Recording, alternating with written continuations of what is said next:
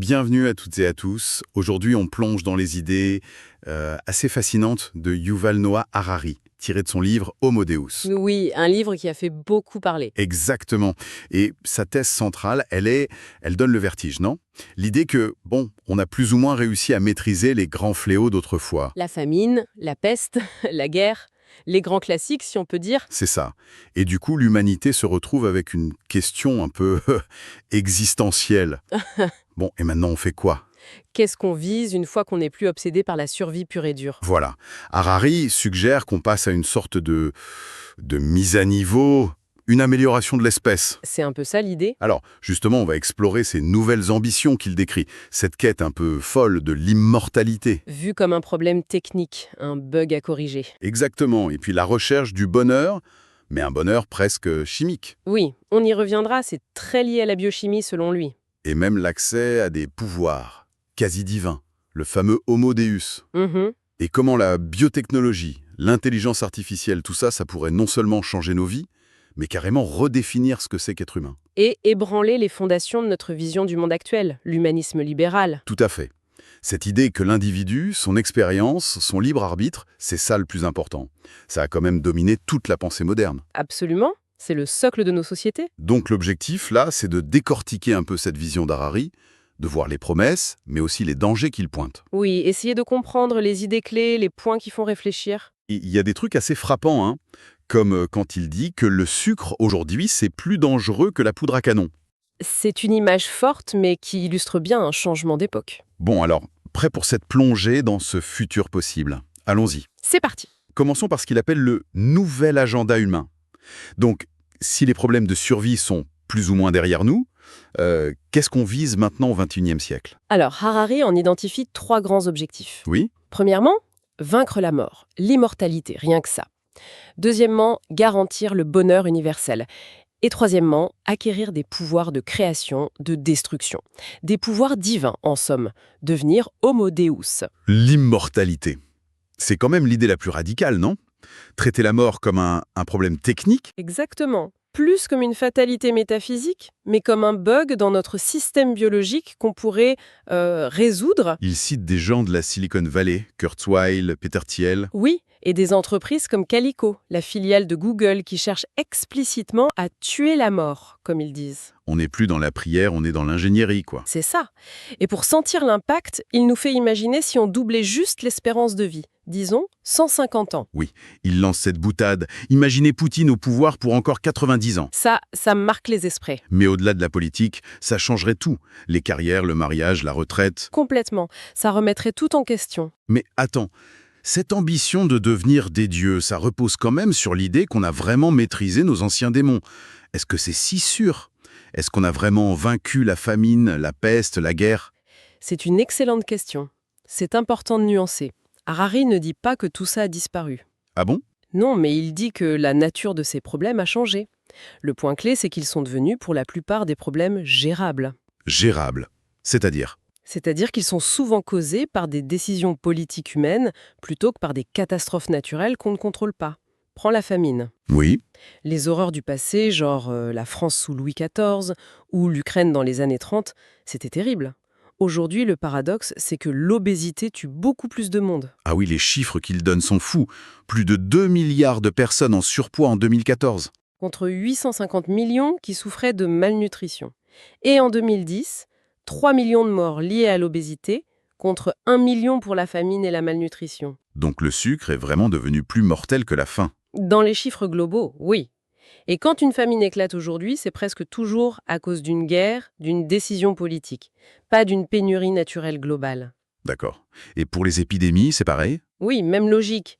Pense à la peste noire, ou la variole qui a décimé les populations amérindiennes, ou même la grippe espagnole. Des catastrophes inimaginables aujourd'hui en termes de proportions. Voilà. Compare ça avec la gestion du SRS, d'Ebola, même du Covid. Malgré les drames, on identifie le virus, on séquence son génome, on cherche des vaccins à une vitesse impensable il y a un siècle. La variole a même été complètement éradiquée. Exactement. Et la mortalité infantile a chuté de façon spectaculaire partout dans le monde. On n'est plus impuissant face aux microbes globalement. Et la guerre, alors? Là, on a l'impression qu'elle est toujours bien présente. Oui, mais Harari parle d'une nouvelle paix. Il nuance, bien sûr, mais il souligne que les guerres entre grandes puissances, les guerres totales comme au XXe siècle, sont devenues beaucoup moins probables. À cause du nucléaire, a priori. En partie, la dissuasion joue, mais aussi parce que la richesse, aujourd'hui, elle est moins dans la terre ou les usines que dans la connaissance, la technologie. On ne conquiert pas la Silicon Valley avec des chars d'assaut. C'est un peu l'idée. Et les chiffres sont parlants. La violence humaine, guerre, crime, cause environ 1% des morts dans le monde aujourd'hui. Seulement 1%. Oui, alors que c'était peut-être 15% dans les sociétés agraires.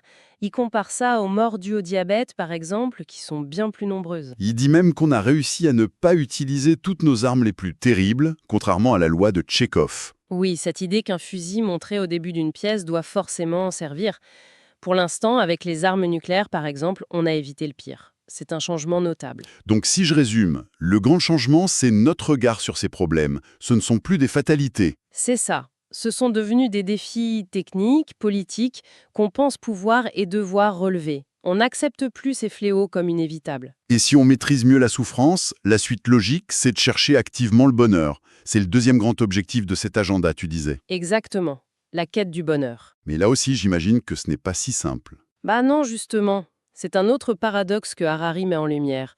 Depuis Ben Sam et l'utilitarisme, l'idée que le but, c'est le plus grand bonheur du plus grand nombre, elle a fait son chemin. Oui, nos systèmes économiques, politiques, ils sont censés viser ça, en théorie. En théorie.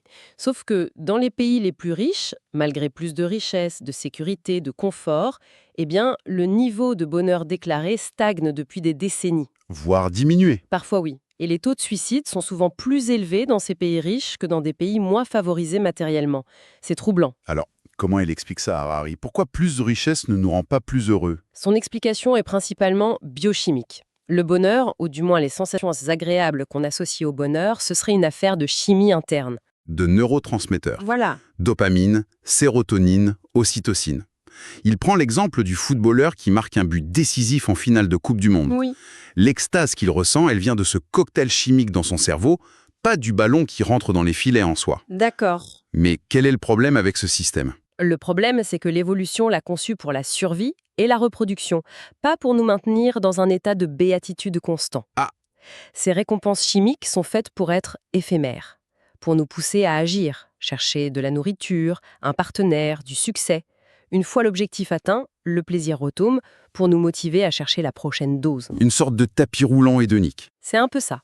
Un gadget marketing éphémère, comme il dit, pour nous faire avancer, pas un but en soi pour l'évolution. Et ça ouvre une porte un peu inquiétante, non? Si c'est juste de la chimie. Exactement. Pourquoi ne pas pirater le système directement? Manipuler notre biochimie pour être heureux. C'est la voie qui se dessine, selon Harari.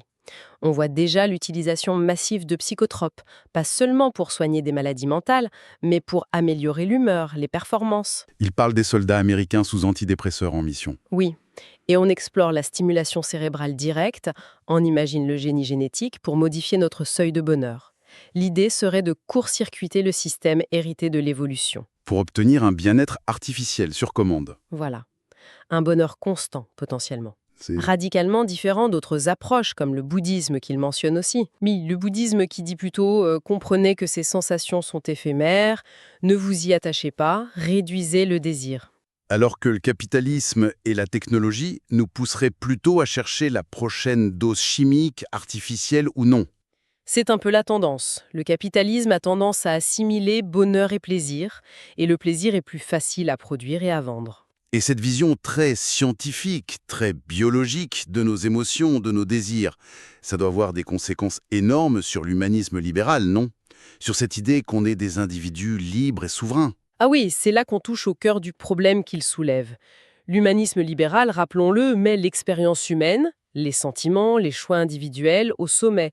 C'est la source de sens, d'autorité. C'est la base de nos démocraties, de nos lois. Tout à fait. Or, Harari montre comment les découvertes scientifiques récentes, surtout en biologie et en neurosciences, viennent saper les fondements factuels sur lesquels repose cette idéologie. Il identifie 3 piliers qui s'effritent. Lesquels? Premier pilier, l'âme. L'idée d'une âme individuelle, unique, éternelle. La science, elle n'en trouve aucune preuve empirique. Pas d'âme dans le cerveau. Non. Et surtout, l'idée d'une naissance indivisible qui ne change pas, c'est incompatible avec la théorie de l'évolution. L'évolution, ça marche par changement graduel. Quelque chose sans partie ne peut pas évoluer. D'accord. Premier pilier fragile. Le deuxième? Le libre arbitre, c'est peut-être le plus dérangeant. Les neurosciences suggèrent que nos choix, nos désirs, tout ça, ça ne vient pas d'un moi qui décide librement. Mais d'où alors? Ça découle de processus électrochimiques dans notre cerveau. Des processus qui sont soit déterministes, une chaîne de causes et d'effets biologiques et environnementaux, Soit aléatoire. oui, peut-être dû à des fluctuations quantiques au niveau neuronal. Mais dans les deux cas, déterministe ou aléatoire, ce n'est pas libre au sens où on l'entend traditionnellement. Et on peut influencer ces processus? Oui, c'est ça le pur. Des expériences montrent qu'on peut prédire nos choix avant même qu'on en ait conscience, ou même les influencer, les générer. Harari cite les roborats. Les rats télécommandés. Oui, avec des électrodes dans le cerveau. On stimule leur centre du plaisir quand ils tournent à gauche, et le rat veut aller à gauche. Il croit choisir, mais son désir est provoqué de l'extérieur. Flippant. Et l'autre exemple? La journaliste. Sally Adé. Oui, elle teste un casque de stimulation transcrânienne qui améliore ses performances de sniper en supprimant certaines inhibitions ou pensées parasites. Est-ce encore elle qui réussit ou l'appareil? Le libre arbitre est sérieusement questionné. Ok, donc l'âme, le libre arbitre. Et le troisième pilier? C'est l'idée de l'individu unifié, le moi cohérent, cette voix intérieure qui nous semble être le centre de notre conscience. Et ça aussi, c'est une illusion? En partie, oui. Les recherches sur les patients épileptiques dont on a coupé la connexion entre les deux hémisphères du cerveau, le split brain, montrent que les deux côtés peuvent avoir des volontés, voire des personnalités un peu distinctes. Ah oui. Et plus fondamentalement, Harari reprend les travaux de Daniel Kahneman sur nos deux moi. Il y a le moi expérimentateur, Celui qui vit les choses dans le présent. exactement, le flux des sensations, moment après moment. Et puis il y a le moi narrateur. Celui qui raconte l'histoire après coup. Voilà. Celui qui construit un récit cohérent de notre vie, qui donne du sens, qui forme notre identité. Le problème, c'est que ce narrateur est très biaisé. Comment ça? Il utilise ce que Kahneman appelle la règle pic-fin. Il ne retient principalement que le moment le plus intense, le pic, et la toute fin d'une expérience pour la juger. La durée totale est souvent négligée. C'est l'expérience avec la main dans l'eau glacée? Oui, ou les coloscopies. Une expérience longue mais moins douloureuse à la fin peut laisser un meilleur souvenir qu'une expérience plus courte mais finissant sur une douleur aiguë. Le moi narrateur réécrit l'histoire vécue par le moi expérimentateur. Donc ce moi auquel on s'identifie, ce serait surtout une fiction. Une histoire qu'on se raconte pour donner du sens. Une fiction très utile, sans doute nécessaire, mais une fiction quand même. Harari prend l'exemple du syndrome « Nos garçons ne sont pas morts en vain ».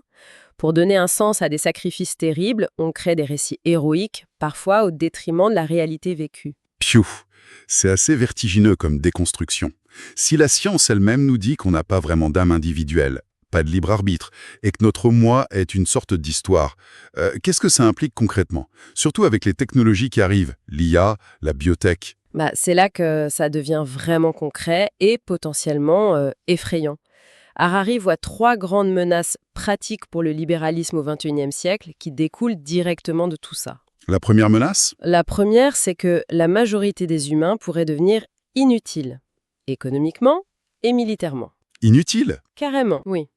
L'intelligence artificielle progresse à une vitesse folle. Et le point crucial qu'il souligne, c'est le découplage entre intelligence et conscience. C'est-à-dire? Un algorithme n'a pas besoin d'avoir de sentiments, d'être conscient, pour être hyper intelligent et performant dans une tâche. Conduire une voiture, poser un diagnostic médical, ici Watson d'IBM, qui surpasse les médecins. Composer de la musique, gérer des investissements? Exactement. EMI de David Kopp pour la musique, l'algorithme vital dans un conseil d'administration. Si les machines peuvent faire le travail intellectuel et même physique mieux que nous, et sans avoir besoin de conscience, Alors, quelle est notre valeur ajoutée? voilà. Si les humains ne sont plus essentiels comme travailleurs ou comme soldats, la justification pragmatique du libéralisme, chaque voix compte car chaque citoyen contribue, s'effondre un peu. C'est le risque de la classe inutile dont il parle. Ok. Deuxième menace? La deuxième menace, c'est le transfert de l'autorité. L'autorité pourrait passer de l'individu, de nos sentiments, de notre intuition, aux algorithmes. Comment ça? Le système va de plus en plus valoriser les données objectives, les données agrégées, plutôt que notre expérience subjective. Des algorithmes nourris par toutes nos données, biométriques, comportementales, génétiques, nous connaîtrons peut-être mieux que nous-mêmes. Mieux que notre moi narrateur biaisé? C'est l'idée. Et ils pourraient prendre les décisions importantes pour nous, pour notre santé, notre carrière, nos relations, soi-disant pour notre bien. On le voit déjà un peu, non? Avec les objets connectés pour la santé? Oui, les capteurs, les diagnostics prédictifs basés sur l'ADN. Il prend l'exemple d'Angelina Jolie et du gène BRCA1. Ou même Waze qui décide de notre itinéraire? C'est un exemple simple mais parlant. On délègue notre jugement à un algorithme externe parce qu'il est plus efficace. On pourrait faire pareil pour des choix beaucoup plus importants. Au risque de perdre notre autonomie, notre vie privée? Exactement. Sacrifice de l'individu sur l'autel de l'efficacité, de la santé, de l'optimisation collective. Et la troisième menace, celle qui fait un peu science-fiction. C'est l'émergence possible d'une élite biologiquement améliorée, grâce à la biotechnologie. Des surhumains. Oui, les plus riches pourraient s'acheter des améliorations cognitives, physiques, émotionnelles, créant de véritables castes biologiques. Des capacités inaccessibles au reste de l'humanité. Et ça détruirait l'idée d'égalité fondamentale du libéralisme. Complètement. Il note une différence potentielle avec la médecine du XXe siècle, qui visait plutôt la santé des masses. Il fallait des soldats et des ouvriers en bonne santé. Alors que la médecine du 21e pourrait se concentrer sur l'amélioration de quelques privilégiés. C'est un risque. L'amélioration plutôt que la guérison pour tous. Il mentionne aussi que nos connaissances actuelles en psychologie sont très biaisées. Le biais weird. Oui, basées sur des populations occidentales, éduquées, industrialisées, riches et démocratiques. Les technologies futures pourraient permettre d'explorer ou même de créer des états mentaux radicalement différents, peut-être réservés à cette élite améliorée. C'est une perspective assez glaçante tout ça. Une humanité divisée, une majorité superflue, nos décisions prises par des machines, une élite améliorée. Si l'humanisme libéral s'effondre sous ses coups, qu'est-ce qui pourrait le remplacer? Harari parle de dataïsme. C'est quoi ça? Le dataïsme, c'est la nouvelle vision du monde, la nouvelle religion qu'il voit émerger. C'est une sorte de fusion entre la biologie évolutionniste et l'informatique. Biologie et informatique. Oui, la biologie nous dit que les organismes vivants sont des algorithmes biochimiques qui traitent des données. L'informatique crée des algorithmes électroniques qui font ça de plus en plus efficacement. Le dataïsme met le traitement de l'information au sommet de tout. C'est quoi ces dogmes alors? Premier dogme. L'univers est un flux de données. La vie, c'est du traitement de données. Les organismes sont juste des machines à traiter ces données. Ok. Deuxième dogme, la valeur suprême, c'est de contribuer à ce flux, d'améliorer le traitement de l'information. L'histoire humaine est vue comme la création d'un système de traitement de données de plus en plus performant. L'Internet de tout. Exactement. L'Internet of All Things, qui connecterait tout et tout le monde, serait l'aboutissement ultime. La liberté de l'information devient donc une valeur quasi sacrée. Il cite l'exemple tragique d'Aaron Swartz. Oui, comme un martyr de cette cause en quelque sorte. Pour un dataïste, le sens de la vie, c'est de participer au flux, enregistrer des données, les partager, les traiter, et idéalement à terme, fusionner avec ce flux global d'informations. Et l'expérience humaine dans tout ça, nos sentiments, la conscience, tout ce qui était si important pour l'humanisme. Pour le dataïsme pur et dur, ça n'a de valeur que si ça sert au traitement de données. Si un algorithme non conscient peut faire le job mieux et plus vite, Alors, l'expérience consciente devient obsolète. voire un frein, une source d'inefficacité. Le dataïsme pourrait donc rejeter la valeur intrinsèque des sentiments humains. Harari critique un peu les clichés hollywoodiens sur l'amour en disant que d'un point de vue dataïste, ce n'est pas très efficace. Ouch. Et le nouveau commandement, ce serait quoi? Une version high-tech du « connais-toi toi-même » de Socrate. Connais-toi via tes données. Analyse ton ADN, tes clics, tes posts. Voilà. Et fais confiance aux algorithmes pour te dire qui tu es et ce que tu dois faire. Parce qu'ils te comprennent mieux que ton propre moi narrateur, plein de biais et d'illusions. Laisse les algorithmes décider. C'est pouf. Une vision du monde radicalement différente. Et un peu froide, quand même. Très froide, oui. Fonctionnelle. Donc pour résumer un peu tout ça, Harari nous décrit un basculement potentiel énorme. On passerait d'une humanité qui luttait contre la faim, la maladie, la guerre, à une humanité qui vise l'immortalité, le bonheur permanent et des pouvoirs divins. L'upgrade, quoi. Mais cette quête, poussée par la science et la tech, elle viendrait en même temps saper les bases de l'idéologie qu'il a lancée, l'humanisme libéral. Exactement. En montrant que l'âme, le libre arbitre, le moi unifié, c'est peut-être pas si solide que ça, scientifiquement parlant. Et les technologies comme l'IA et la biotech, elles créent des menaces très concrètes.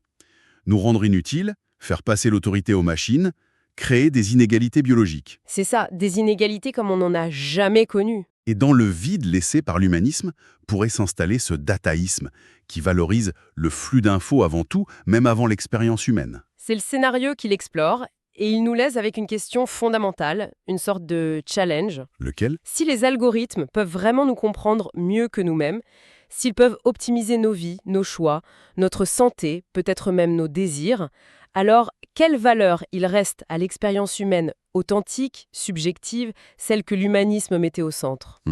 Est-ce qu'on serait prêt à échanger notre autonomie, notre autorité intérieure, Contre la promesse d'une vie plus longue, plus saine, plus efficace, peut-être même plus heureuse au sens chimique, mais gérée par des systèmes extérieurs? et si on fait ce choix, qu'est-ce qu'on devient? C'est la question vertigineuse qu'il pose pour le XXIe siècle. Une question qui nous concerne tous finalement, avec ces technologies qui rentrent de plus en plus dans nos vies. Ça laisse à réfléchir, c'est sûr.